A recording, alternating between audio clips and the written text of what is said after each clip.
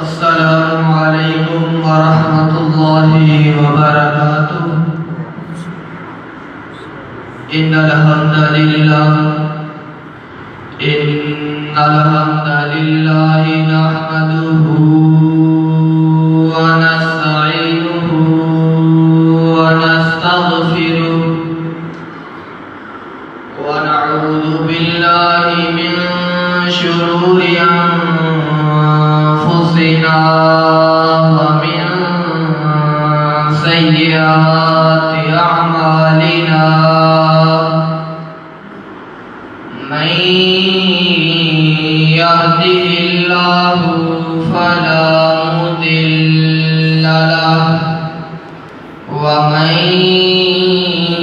يضلله فلا هادي له۔ أشهد أن لا إله إلا الله وحده لا شريك له، وأشهد أن محمدًا عبده ورسوله۔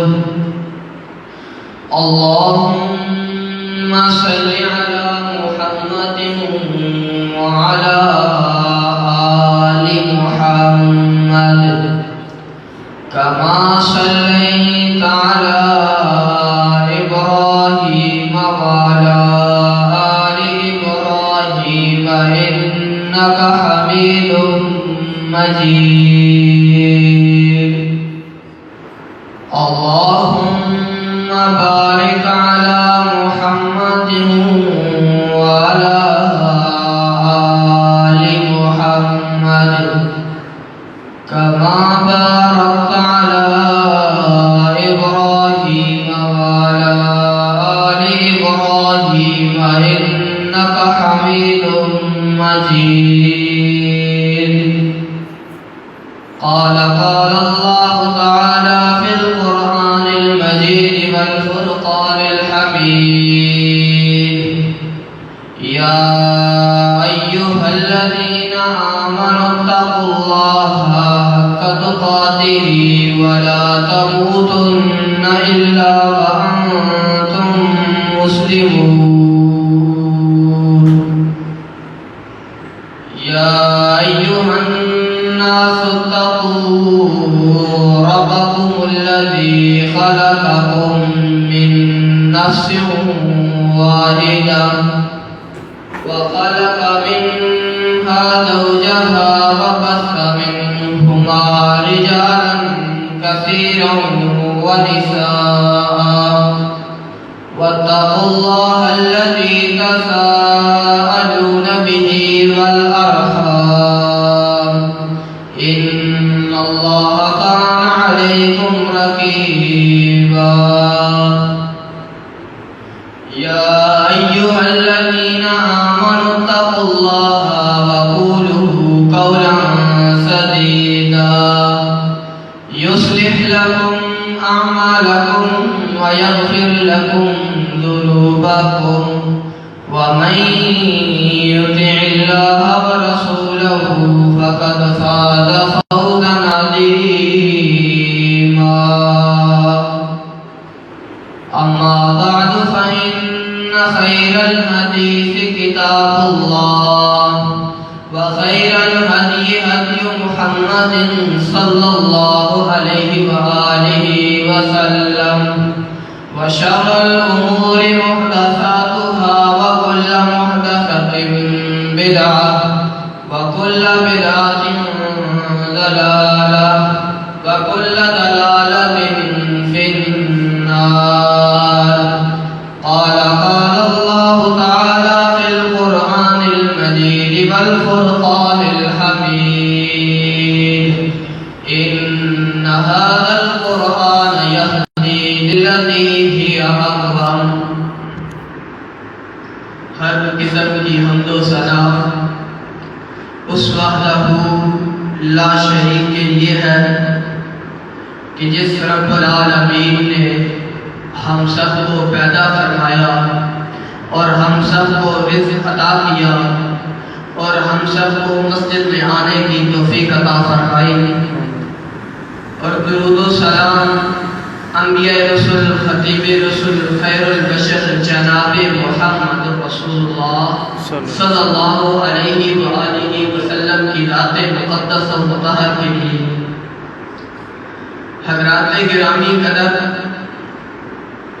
اللہ رب العزت نے اپنی آخری اور اپنی عظیم کتاب کو امت محمدیہ صلی اللہ علیہ وسلم کے لیے نبی علیہ السلام کے قلب اطہر پر نازل کیا۔ یہ وہ کتاب ہے جو چمڑوں پر لکھی گئی تھی، ہڈیوں پر لکھی گئی تھی، پتھروں پر لکھی گئی تھی۔ اللہ رب العزت نے اس قرآن کی شان، مقام، عظمت اور رفعت و بلندی کو اس طرح بلند کیا کہ آج اس قرآن کے چرچے مشرق سے مغرب تک، شمال سے جنوب تک ہے۔ محترم سامعین کرام، یہ اتنی عظیم ترین کتاب ہے جس کے مقابلے میں کوئی کتاب نہیں، جس کے برابر کوئی پڑھی جانے والی کتاب نہیں، اس کتاب سے افضل کوئی کتاب نہیں، اس کتاب سے بڑھ کر کوئی اعلیٰ کتاب نہیں، اس کتاب سے بڑھ کر کوئی ہدایت دینے والی کتاب نہیں، اس کتاب سے بڑھ کر کوئی رہبر کتاب نہیں۔ حضرات، اس قرآن کی فصاحت و بلاغت اتنی ہے کہ میں تو کیا، اس پر ساری دنیا کے اہل و علم اس کے ایک ایک لفظ پر بحث کرنا شروع کر دیں۔ اس قرآن کی فصاحت و بلاغت اتنی زیادہ ہے کہ اس کے تمام دنیا کے اہل علم اس کا احاطہ نہیں کر سکتے۔ حضرات، آئیے قرآن مجید کی شان، مقام، عظمت و بلندی کو قرآن مجید سے پہچاننے کی کوشش کرتے ہیں۔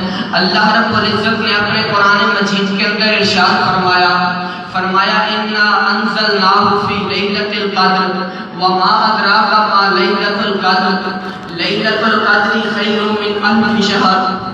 اللہ رب العزت کہتے ہیں کہ ہم نے اس مبارک کتاب کو، اس بہترین عظیم کتاب کو لیلۃ القدر والی رات میں نازل کیا۔ حضرات، اس کتاب کی شان، مقام بلند تھا ہی، لیکن اللہ رب العزت نے جس رات میں اس کتاب کو نازل کیا اس کی بھی شان، مقام کو کچھ اس طرح بلند کر دیا۔ اللہ رب العزت اپنے قرآن مجید میں کہتے ہیں، فرمایا لیلۃ القدر خیر من الف شہر، کہ لیلۃ القدر والی رات میں ہم نے اس قرآن کو نازل کیا، اور اس قرآن کی شان، مقام بلند تھا ہی، لیکن جس رات میں یہ نازل ہوئی اس کی اس طرح شان، مقام بلند کی کہ اگر کوئی شخص 83 سال 4 مہینے لگاتار اللہ رب العزت کی عبادت کرتا رہتا ہے، لگاتار اللہ تعالیٰ کے ساتھ اللہ تعالیٰ کے لیے نفل و نوافل پڑھتا رہتا ہے، نماز، زکوٰۃ، روزے، حج ادا کرتا رہتا ہے، اس شخص کی عبادت اس شخص کے برابر نہیں ہو سکتی جو صرف لیلۃ القدر والی رات میں عبادت کرتا ہے۔ حضرات، آئیے قرآن کی دوسری آیت سے قرآن کی شان، مقام کو پہچاننے کی کوشش کرتے ہیں۔ اللہ رب العزت نے کہا وَهَذَا كِتَابٌ أَنزَلْنَاهُ مُبَارَكٌ فَاتَّبِعُوهُ وَاتَّقُوا لَعَلَّكُمْ تُرْحَمُونَ۔ اللہ رب العزت کہتے ہیں یہ عظیم کتاب ہے، یہ بابرکت کتاب ہے، ہم نے اس کو نازل کیا، فَاتَّبِعُوهُ، تم اس کی پیروی کرو۔ حضرات، اس کی پیروی کس طرح کرنی ہے؟ اس کے اندر اللہ رب العزت نے جو احکامات بیان کیے ہیں ہمیں ان کو تسلیم کرنا ہوگا۔ اللہ رب العزت نے قرآن مجید میں کہا اے لوگوں نماز پڑھو، ہمیں نماز پڑھنا ہوگی۔ اللہ رب العزت نے اپنے قرآن مجید میں کہا اے لوگوں اس قرآن کی تلاوت کرو، ہمیں قرآن کی تلاوت کرنا ہوگی۔ اللہ رب العزت نے کہا اس کتاب کے اندر اللہ رب العزت نے کہا نماز قائم کرو، روزے رکھو، زکوٰۃ ادا کرو، حج کرو اور قربانی کرو، ہمیں سب کچھ یہ کرنا پڑے گا۔ پھر جا کر ہم فَاتَّبِعُوهُ کے زمرے میں آئیں گے، پھر ہم جا کر قرآن مجید کی پیروی کرنے کے حکم میں آئیں گے۔ حضرات، اللہ رب العزت نے کہا وَهَذَا كِتَابٌ أَنزَلْنَاهُ مُبَارَكٌ فَاتَّبِعُوهُ وَاتَّقُوا لَعَلَّكُمْ تُرْحَمُونَ۔ یہ عظیم کتاب ہے، یہ بابرکت کتاب ہے، ہم نے اس کو نازل کیا، فَاتَّبِعُوهُ، بس تم اس کی پیروی کرو، وَاتَّقُوا، اور دوسرا کام بتلایا کہ اللہ تعالیٰ سے ڈر جاؤ، تقوی اختیار کرو، اپنے دلوں کو تقوی کے ساتھ منور کر دو، پھر جا کر ملے گا کیا؟ اے اللہ سب کا روح اس قرآن کی پیروی بھی کر لی، ہم نے تقوی بھی اختیار کر لیا، ملے گا کیا؟ لعلکم ترحمون، تاکہ تم پر رحم کیا جائے۔ حضرات آئیے قرآن مجید کی شان، مقام، عظمت، بلندی کو قرآن مجید کی تیسری آیت سے کوشش کرتے ہیں۔ اللہ رب العزت نے کہا ان ھذا القرآن یہدی للتی ہی اقوم، یہ قرآن انسانیت کے ساتھ جوڑ دیا گیا ہے، قرآن انسانوں کی ہدایت کا محور و مرکز بنا دیا گیا ہے۔ قرآن کہتا ہے ان ھذا القرآن یہدی للتی ہی اقوم، قرآن کہتا ہے جو کوئی میرے سینے میں آئے، میرے قرینے میں آئے، میرے سفینے میں آئے، میں اسے دنیا کے گٹاٹو اندھیروں سے اٹھا کر پامے سلیجت کی بلندیوں تک پہنچا دوں گا۔ پھر میں کیوں نہ کہوں ان ھذا القرآن یہدی للتی ہی اقوم، یہ قرآن انسانیت کی ہدایت کے ساتھ جوڑ دیا گیا ہے۔ حضرات چوتھی آیت کی طرف چلتے ہیں۔ چوتھی آیت سے قرآن مجید کی شان مقام کو پہچاننے کی کوشش کرتے ہیں۔ اللہ رب العزت نے اس قرآن کو انسانیت کے لیے شفا بنا کر رکھ دیا ہے۔ آج لوگ کہتے ہیں ہمارے بچے ہماری بات نہیں مانتے، ہمارے دل مردہ پڑ چکے ہیں، سخت ہو چکے ہیں، ہمارے بچے ہمارا کہنا نہیں مانتے، گھر کے اندر سے بے برکتی ختم ہو گئی ہے، گھر کے اندر بے برکتی چھا گئی ہے، اور ہم کبھی صحت یاب ہو نہیں سکتے، لگتا ہے کسی نے ہم پر جادو کر دیا۔ نہیں حضرات، وجہ یہ ہے کہ ہم نے اپنے گھر میں پڑے ہوئے قرآن مجید پر 6 مہینوں کے بعد اس پر سے جالے صفائی وغیرہ دھول مٹی کو صاف کر کے رکھ دیتے ہیں، کہتے ہیں تبرک کے لیے پڑھا ہے۔ حضرات اگر تبرک قرآن سے حاصل کرنا ہے تو اس کو ہر روز اس کی تلاوت کرنا پڑے گی، حضرات اس کو ہر روز اس کو پڑھنا پڑے گا، پھر جا کر ہمارے گھروں کے اندر سے یہ برکتی ختم ہوگی، یہ رحمت آئے گی۔ اللہ رب العزت نے کہا وَنُنَزِّلُ مِنَ الْقُرْآنِ مَا هُوَ شِفَاءٌ، اے لوگو ہم نے اس قرآن کو آپ کے لیے شفا بنا کر بھیجا ہے، اس قرآن کو ہم نے لوگوں کے لیے شفا بنا دیا ہے۔ حضرات شفا ملے گی ہی تب جب ہم قرآن مجید کو پڑھیں گے، شفا اس وقت تک نہیں مل سکتی جب تک ہم قرآن مجید کو نہیں پڑھیں گے۔ حضرات آئیے اگلی آیت کی طرف چلتے ہیں۔ اگلی آیت قرآن مجید کی کیا کہتی ہے؟ فرمایا ما انزلنا علیک القرآن لتشقی الا تذکرۃ لمن یخشی، اللہ رب العزت کہتے ہیں اپنے نبی علیہ الصلوۃ والسلام کو، اے اللہ کے رسول صلی اللہ علیہ وسلم، ما انزلنا علیک القرآن لتشقی، ہم نے آپ پر قرآن مجید اس لیے نہیں نازل کیا کہ آپ مشقت میں پڑ جائیں، آپ پر اس کا بدل آ جائے، آپ کو مشقت اٹھانی پڑے اس قرآن کی وجہ سے، بلکہ یہ قرآن تو آسانیوں پہ کہ آپ کے لیے نازل کیا گیا ہے۔ اور اگر اللہ رب العزت نے آگے وجہ بتائی کہ یہ قرآن نازل کرنے کی وجہ کیا تھی، فرمایا الا تذکرۃ لمن یخشی، یہ لوگوں کے لیے نصیحت ہے، یہ لوگوں کو نصیحت حاصل کرنے کا ذریعہ ہے، اور نصیحت بھی اس سے وہ لوگ حاصل کریں گے۔ اللہ رب العزت نے ان لوگوں کا بھی تذکرہ کیا، فرمایا تذکرۃ لمن یخشی، اور اس سے نصیحت وہ لوگ حاصل کریں گے جو ڈر گئے، جو اللہ تعالیٰ سے تقوی اختیار کر گئے۔ گزشتہ آیت میں گزر چکا ہے وَاتَّقُوا لَعَلَّكُمْ تُرْحَمُونَ، اور تم تقوی اختیار کرو تاکہ تم پر رحم کیا جائے۔ حضرات اگلی آیت کی طرف چلتے ہیں۔ اللہ رب العزت نے کہا اِنَّا نَحْنُ نَزَّلْنَا الذِّكْرَ وَإِنَّا لَهُ لَحَافِظُونَ، بے شک ہم نے اس قرآن کو نازل کیا اور ہم ہی اس کے حفاظت کرنے والے ہیں۔ حضرات پوری دنیا کا چکر لگا لیجئے، پوری دنیا گھوم لیجئے، انجیل، تورات، زبور یورپ میں بھی موجود ہے، انگلینڈ میں بھی موجود ہے، پاکستان میں بھی موجود ہے، انڈیا، افغانستان، سوئٹزرلینڈ میں بھی موجود ہے، لیکن ان سب کی انجیل، تورات، زبور بالکل الگ الگ ہے۔ انگلینڈ کے اندر تورات الگ ہے، زبور کے اندر تورات الگ ہے، پاکستان کے اندر انجیل الگ ہے۔ حضرات یہ قرآن مجید تو وہ کتاب ہے، ہر وقت ہر شہر کا، ہر ملک کا، ہر صوبے کا، ہر قصبے کا، ہر گلی کا، ہر محلے کا چکر لگا لیجیے۔ اللہ کی قسم یہ وہ قرآن کے معجزے سے میں قربان جاؤں، اللہ رب العزت نے اس کی ایک زبر زیر پیش کو بھی تبدیل نہیں ہونے دیا۔ پھر اللہ رب العزت نے اپنے قرآن مجید میں اس بات کی بھی گواہی دی کہ اِنَّا نَحْنُ نَزَّلْنَا الذِّكْرَ وَإِنَّا لَهُ لَحَافِظُونَ، بے شک ہم نے اس قرآن مجید کو نازل کیا ہے، وَإِنَّا لَهُ لَحَافِظُونَ، اور ہم ہی اس کی حفاظت کرنے والے ہیں۔ حضرات قرآن مجید کی شان مقام اس بات سے بھی پتہ چلتی ہے، اللہ رب العزت نے تورات جب موسیٰ علیہ السلام کو عطا کی، موسیٰ علیہ السلام کو کہا اے میرے رسول میرے پاس آئیے، کوہ طور پر آئیے، میں تورات عطا کروں گا۔ داؤد علیہ السلام کو کہا اے میرے رسول میرے مابر خانے میں آئیے، زبور عطا کروں گا۔ حضرات یہ تورات انجیل زبور اللہ تعالیٰ کی طرف سے کتابی شکل میں نازل ہوئی اور دنیا کے اندر آ کر کے بکھر گئی، اور قرآن مجید بکھری ہوئی شکل میں آیا، اور اللہ رب العزت نے اس کا ٹھیکہ اٹھایا اور کہا تھا وَإِنَّا لَهُ لَحَافِظُونَ، بے شک ہم ہی اس کی حفاظت کرنے والے ہیں۔ اور اس قرآن کی شان مقام کی اگلی آیت حضرات ذرا سماعت فرمائیے گا۔ اللہ کے رسول صلی اللہ علیہ وسلم پر اللہ کا قرآن نازل ہوا، اللہ رب العزت نے کہا تلک آیات الکتاب الحکیم ہدی و رحمۃ للمحسنین، یہ عظیم کتاب ہے، یہ حکمت سے لبریز بھرپور گئی ہوئی کتاب ہے، ورحمۃ ہدی و رحمۃ، ہم نے اس کو لوگوں کے لیے، نیکی کرنے والوں کے لیے، احسان کرنے والوں کے لیے ہدایت کا ذریعہ بنا دیا ہے، رحمت کا ذریعہ بنا دیا ہے۔ حضرات اگلی آیت کی طرف چلتے ہیں۔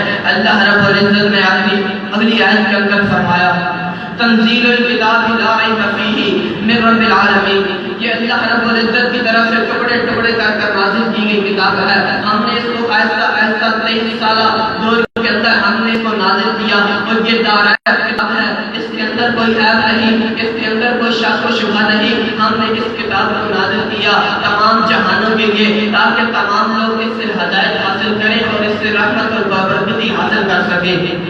حضرات یہ تھی قرآن مجید کی شان مقام قرآن مجید سے ہی۔ آئیے پاک علیہ السلام کے فرمان کو دیکھتے ہیں۔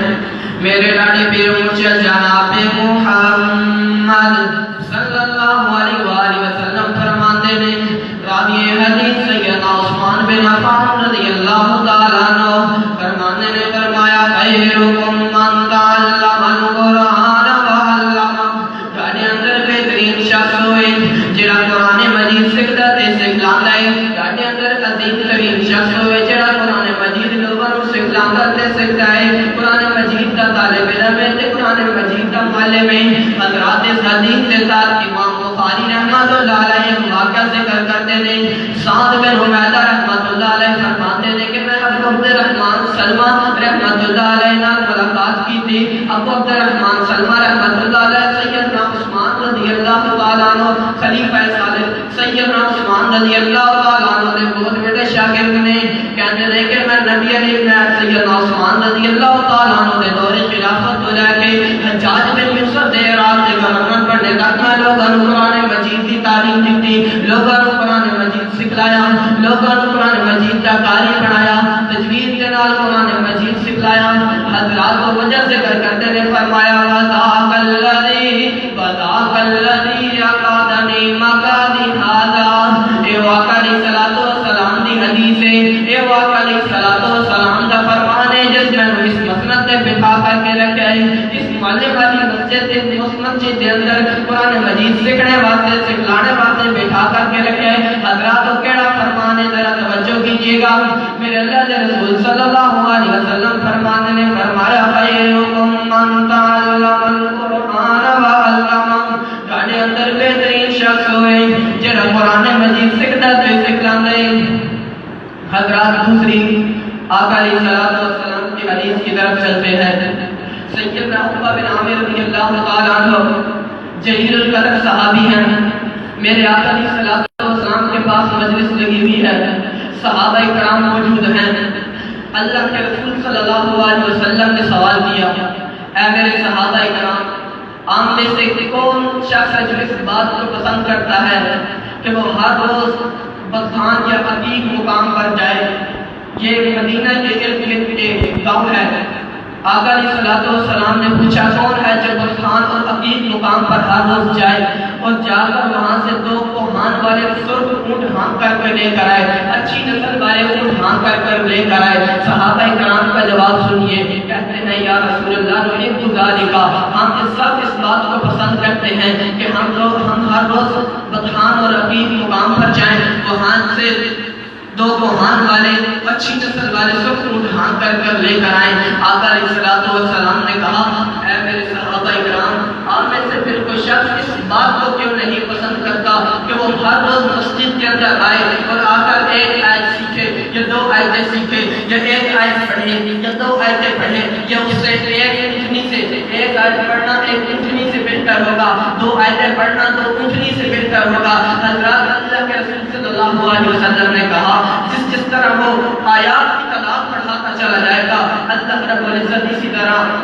اونٹنیوں کی تعداد بڑھاتے چلے جائیں گے۔ حضرات اگلی حدیث سنیے، یہ قرآن و عظیم کتاب ہے، یہ وہ بابرکت کتاب ہے جن کی وجہ سے بچوں کو عزت ملی، چوروں اور ڈاکوں لٹیروں کو عزت ملی، غلاموں کو عزت ملی۔ حضرات دلیل سنیے غلام کو کس طرح عزت ملی۔ سیدنا واصلہ رضی اللہ تعالیٰ عنہ بیان کرتے ہیں کہ نافع بن عبد الحارث رضی اللہ تعالیٰ عنہ کو سیدنا عمر بن خطاب رضی اللہ تعالیٰ عنہ نے مکہ کا گورنر بنایا، مکہ کا والی بنایا، MLA بنایا اور کہا جاؤ مکہ کی ہر کام ہر معاملات کو تم نے سنبھالنا ہے۔ نافع بن عبد الحارث وہاں چلے گئے، وہاں جا کر اپنی حکمرانی شروع کر دی اور بعد میں کسی کام کی وجہ سے اسمان مقام پر جانا پڑا۔ وہاں گئے تو آ کے سیدنا عمر بن خطاب رضی اللہ تعالیٰ عنہ سے ملاقات ہوئی۔ عمر بن خطاب رضی اللہ تعالیٰ عنہ پوچھتے ہیں اے نافع بن عبد الحارث، طبیعت کے سب سے عمر رضی اللہ تعالیٰ عنہ پوچھنے لگے اے نافع بن عبد الحارث، مکہ میں پیچھے کس کو والی بنا کر آئے ہو، اپنا نائب کس کو چھوڑ کر آئے ہو؟ تو سیدنا نافع بن عبد الحارث کہنے لگے میں ابن حبزہ کو، ابن حبزہ ایک غلام تھا، ابن حبزہ کو میں والی بنا کر آیا ہوں۔ سیدنا عمر رضی اللہ تعالیٰ عنہ نے کہا اے عمر، تم نے ایک غلام کو مکہ کا والی بنا دیا جس کا تو اپنا جسم بھی نہیں، وہ تو مالک کے تحت ہی کام کرتا ہے، جو وہ کماتا ہے اس کی کمائی بھی اپنی نہیں ہوتی، جو وہ کماتا ہے وہ بھی وہ مالک کو دیتا ہے، اس کا اپنا جسم بھی نہیں، اور تم اس کو مالک اس کو والی مقرر کر کے آ گئے ہو، اس کو حکومت دے کر آ گئے ہو۔ نافع بن عبد الحارث کا جواب سنیے، انہوں نے کہا اے عمر بن خطاب رضی اللہ تعالیٰ عنہ، مجھے وہ آقا علیہ الصلوۃ والسلام کا فرمان یاد ہے جس میں آپ علیہ الصلوۃ والسلام نے کہا تھا اپنا والی، اپنا حکمران، اپنا امام اس شخص کو بناؤ جس کو قرآن مجید میں سب سے زیادہ مہارت حاصل ہے، جو قرآن مجید کو سب سے زیادہ سمجھنے والا ہے، جو قرآن مجید کو سب سے اچھے انداز میں پڑھنے والا ہے، جو قرآن مجید کو سب سے زیادہ یاد رکھنے والا ہے۔ حضرات سیدنا عمر رضی اللہ تعالیٰ عنہ نے کہا کہ بہت خوب، آپ نے بہت اچھا کیا کہ آپ نے ایک غلام کو ایک والی مقرر کیا۔ وجہ کیا تھی؟ وہ علم وراثت میں بھی ماہر تھے اور قرآن مجید کے بھی ماہر تھے۔ حضرات دیکھیے ایک غلام کو اتنی عزت ملی کہ وہ مکہ کا حکمران بن گیا۔ وجہ کیا تھی؟ وجہ یہی تھی کہ وہ قرآن مجید میں بہت زیادہ علم رکھنے والے تھے، قرآن مجید کے بہت ماہر تھے، قاری قرآن تھے۔ حضرات عمر رضی اللہ تعالیٰ عنہ نے کہا کہ آپ علیہ الصلوۃ والسلام نے فرمایا ان اللہ یرفع بہذا الکتاب اقواما ویضع بہ آخرین، کہ اللہ رب العزت بے شک اس قرآن مجید کی وجہ سے بعض لوگوں کو بلند کر دیں گے اور بعض لوگوں کو گرا دیں گے۔ حضرات بلند ہونے والے وہی شخص ہیں جنہوں نے قرآن مجید کے ساتھ اپنا تعلق جڑے رکھا، جنہوں نے قرآن مجید کو اپنا آئیڈیل نمونہ بنا لیا، جنہوں نے ہر وقت قرآن مجید کی تلاوت کی۔ حضرات وَيَضَعُ بِهِ آخَرِينَ، اور وہ لوگ جن کو اللہ رب العزت اس قرآن کے ذریعے سے گرا دیں گے، بلندیوں سے نیچے گرا دیں گے، وہ یہی ہوں گے جو قرآن مجید سے دور ہو گئے، جنہوں نے قرآن مجید کی تلاوت کو چھوڑ دیا۔ حضرات آقا علیہ الصلوۃ والسلام کا اگلا فرمان سنیے، جس کے اندر ایک بچے کو امامت ملی، وجہ کیا تھی؟ وجہ یہی تھی کہ وہ قرآن مجید میں بہت آگے تھے، قرآن مجید کا علم بہت رکھتے تھے۔ عمر بن سلمہ رضی اللہ تعالیٰ عنہ 6 سال یا 7 سال کی عمر ہے، مدینہ کے باہر ان کا گاؤں ہے، ان کا قبیلہ مسلمان ہوتا ہے۔ آقا علیہ الصلوۃ والسلام کے پاس آ کر اپنے ایمان کی گواہی دیتے ہیں اور بعد میں مسائل پوچھتے ہیں دین کے۔ اے اللہ کے رسول صلی اللہ علیہ وسلم، نماز پڑھنی ہے، نماز کا طریقہ بتلائیے۔ آقا علیہ الصلوۃ والسلام نے نماز کا طریقہ بتلایا۔ کہا اے اللہ کے رسول صلی اللہ علیہ وسلم، نماز کے لیے اب امام کس کو بنانا ہے؟ رسول اللہ صلی اللہ علیہ وسلم نے کہا کہ اپنا امام اس شخص کو بنانا ہے جو قرآن مجید میں بہت زیادہ ہو، جس سے قرآن مجید بہت زیادہ آتا ہو، جو قاری قرآن ہو، جسے تجوید کے ساتھ قرآن مجید یاد ہو، جسے قرآن مجید کا واقعہ حصہ یاد ہو۔ واپس چلے گئے، اپنے گاؤں میں آئے، اپنے قبیلے میں آئے، آ کر کہنے لگے ہم میں سے تو کسی کو یاد ہی نہیں قرآن مجید۔ حضرات عمر بن سلمہ کہتے ہیں کہ مجھے یاد تھا قرآن مجید کا واقعہ حصہ، میں نے ہاتھ کھڑا کیا، 6 سال یا 7 سال کی عمر تھی. حضرات ہمارے ہاں کیا معاشرہ دیکھ رہا ہے, کیا اس طرح معاشرہ چل رہا ہے کہ 6 سال کا بچہ 7 سال کا بچہ سیدھی طرح حضرات کلمہ بھی نہیں آتا. وجہ کیا ہے؟ مسجدوں سے دوری ہے, مدارس سے دوری ہے, ماں باپ کے قرآن مجید سے دوری ہے. اسی وجہ سے ہمارے بچے قرآن مجید کی سیدھی طرح تلاوت نہیں کر سکتے. حضرات وہ 6 سال یا 7 سال کے صحابی تھے جنہوں نے ہاتھ کھڑا کیا کہ ہاں مجھے قرآن مجید یاد ہے. جب وہ کافر تھے اس وقت جب مسلمانوں کے پاس سے گزرتے, ایک مرتبہ انہوں نے ایک صحابی سے سنی اس بچے نے, تو اس کو قرآن مجید اچھا لگا, قرآن مجید کی اور زیادہ آیات سننے لگے. حضرات اسی وجہ سے ان کو قرآن مجید سن کر بہت زیادہ حصہ یاد ہو گیا تھا. وجہ کیا تھی؟ قرآن کی وجہ سے اللہ رب العزت نے 6 یا 7 سال کے بچے کو اپنے قبیلے کا امام بنا دیا. حضرات امام بھی کس طرح, وہ امام کس طرح تھے کہ ان کے پاس پورے کپڑے بھی نہ تھے. حضرات جب سجدے میں جاتے تو کمر سے کپڑا اوپر ہو جاتا. حضرات اتنی غربت تھی, لیکن اللہ رب العزت نے قرآن کی وجہ سے ان اللہ یرفع بہذا الکتاب اقواما, اس قرآن کی وجہ سے اللہ رب العزت بعض لوگوں کو عزت بلندی اور رفعت عطا کرتے ہیں. وہ یہ قرآن ہی ہے جس کی وجہ سے بچے کو امامت مل گئی. حضرات وہ چور کون سا ہے جس کو خانے کعبے کی امامت ملی تھی؟ فضیل بن عیاض رحمۃ اللہ علیہ. حضرات 40 ڈاکوؤں کا سردار تھا, ہر وقت لوٹ مار لگا رہتا تھا اور پورا گاؤں, پورا قصبہ, پورا قبیلہ اس کے خوف سے تھر تھراتا تھا.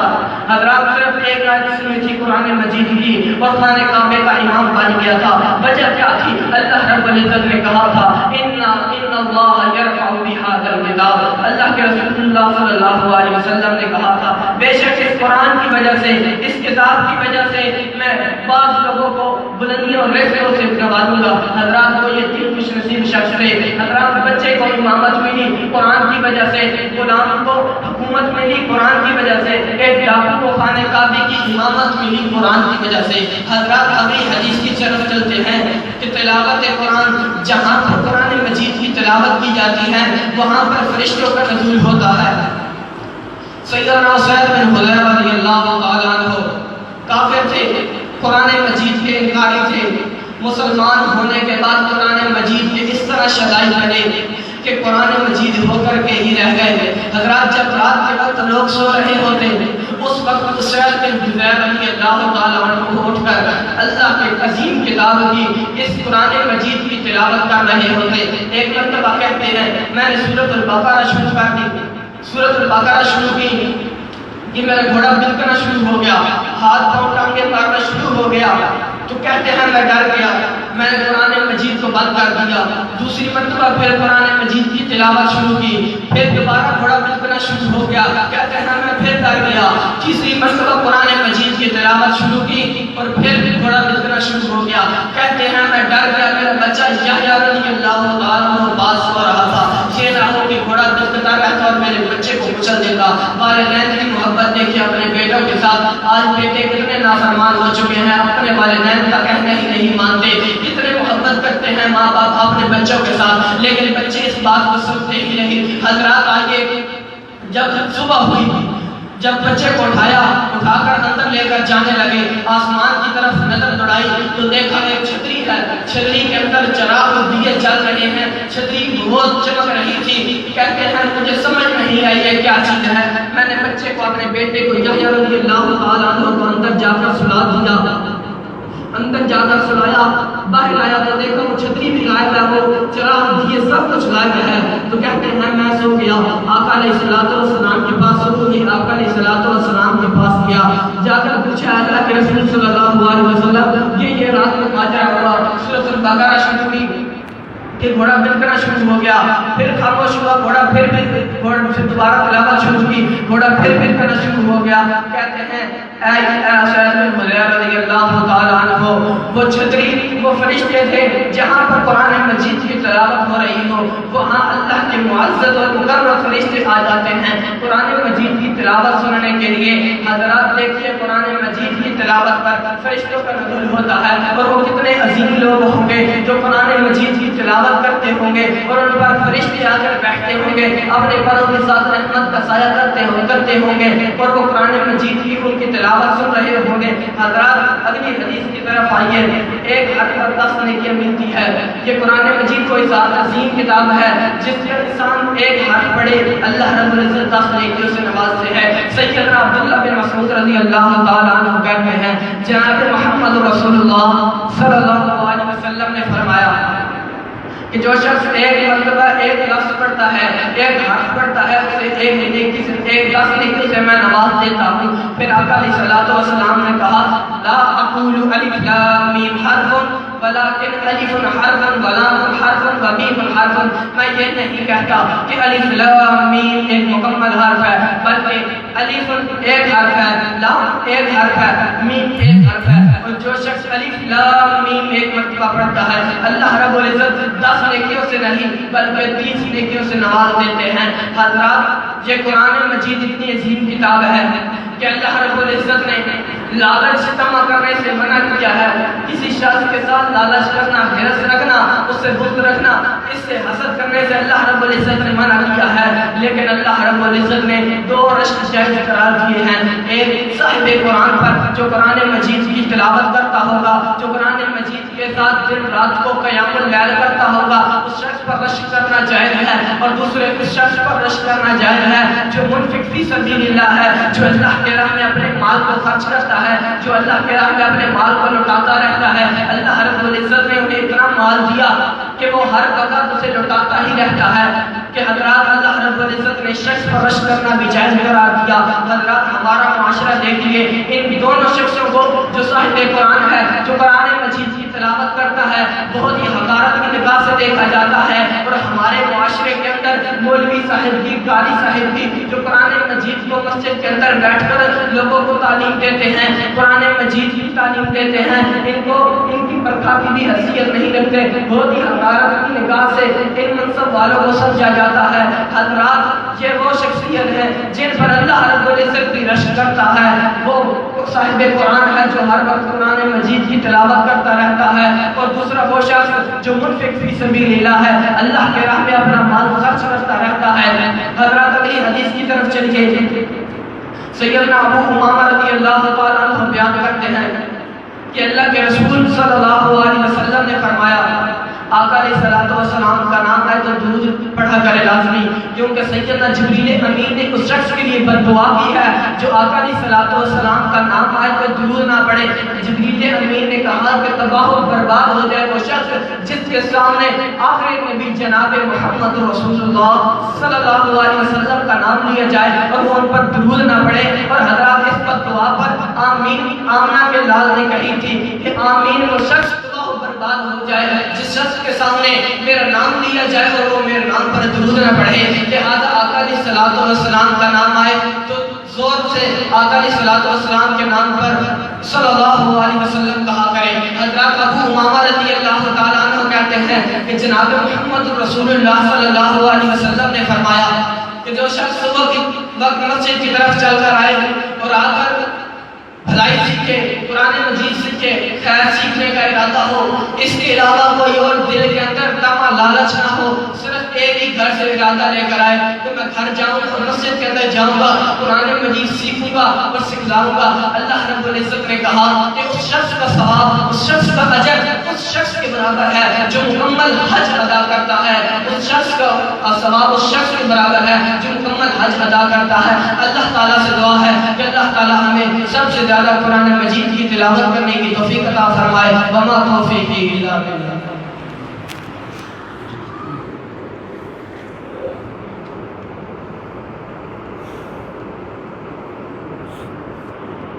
ان الحمد للہ